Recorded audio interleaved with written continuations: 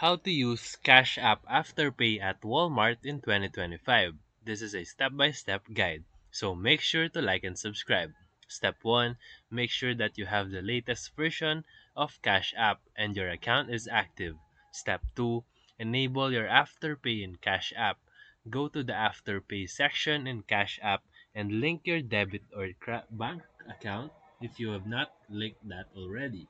Step 3. Get your Afterpay card. If you don't have the virtual Afterpay card yet, you can request it from the app. Step 4. Shop at Walmart. When you are checking out in store, you can choose to pay with your Afterpay card. And then you can use your phone's digital wallet like Apple Pay or Google Pay linked to the Afterpay. Step 5. Open your Cash App and approve the payment, and it will automatically split into 4 installments. And that's it. So if this video helped you, feel free to like and subscribe for more videos. Thank you for watching.